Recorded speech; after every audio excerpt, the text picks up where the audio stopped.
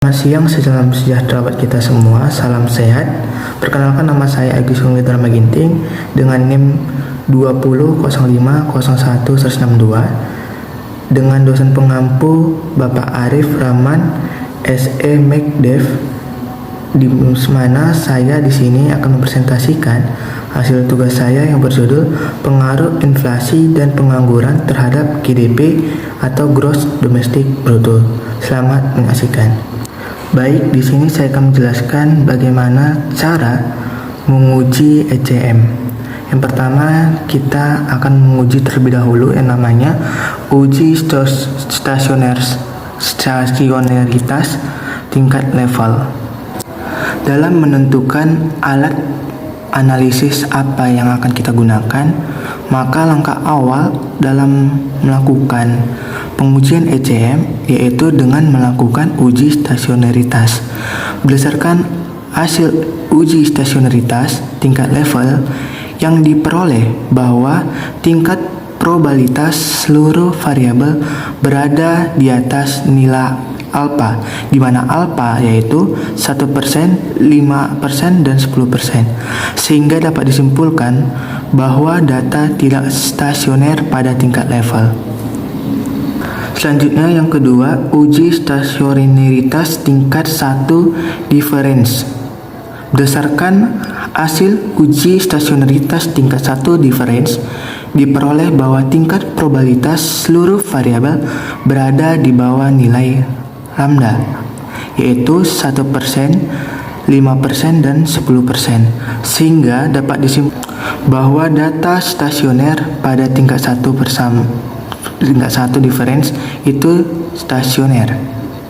Yang ketiga itu namanya uji regresi jangka panjang.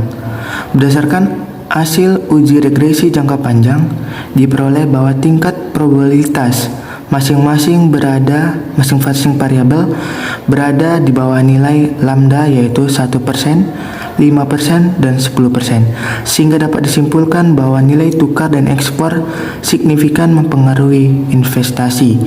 Berdasarkan hasil di atas, diketahui bahwa nilai R-square adalah 0,769256. Jika diinvestasikan, maka 76% variasi nilai investasi dipengaruhi oleh nilai tukar dan ekspor, sedangkan sisanya 24% dipengaruhi oleh variabel lain di luar model.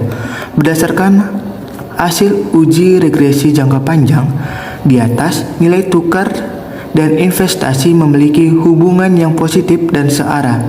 Diketahui nilai koefisien dari nilai tukar adalah 383.580,6.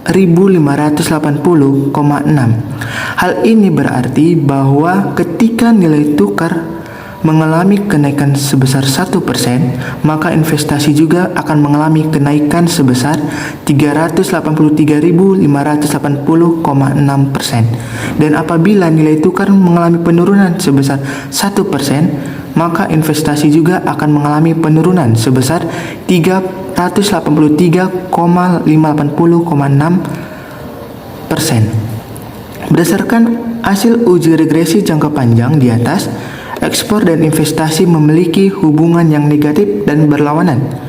Diketahui nilai koefisien dari ekspor adalah minus 0,094923. Hal ini berarti bahwa ketika ekspor mengalami kenaikan sebesar 1%, maka investasi akan mengalami penurunan sebesar 0,09423%. Dan apabila ekspor mengalami penurunan sebesar 1%, maka investasi akan mengalami kenaikan sebesar 0,094923%. Yang kelima, selanjutnya ada yang namanya uji kointegritasi dengan metode Engelgrenger. Berdasarkan hasil uji residual di atas, diperoleh bahwa tingkat probabilitas statistik dari ADF nya berada di bawah nilai lambda atau alfa, yaitu 1%, 5%, dan 10%. Maka dapat disebut stasioner di tingkat level, sehingga dapat disimpulkan bahwa variabel ini terkointegrasi dalam hubungan jangka panjang maupun jangka pendeknya. Selanjutnya kita akan memasuki tahap terakhir, yaitu tahap uji model ECM.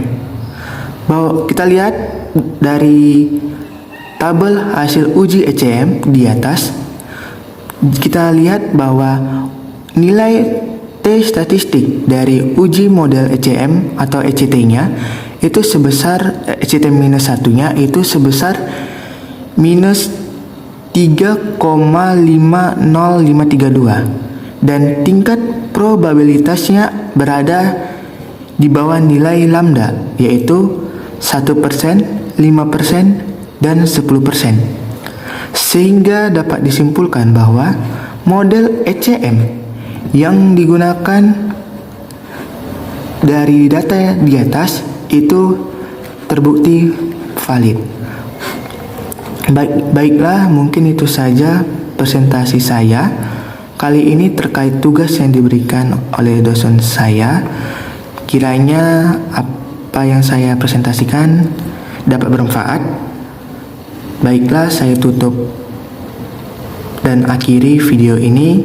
Sampai jumpa di video selanjutnya. Jika ada salah kata dalam presentasi ini, saya minta maaf sebesar-besarnya.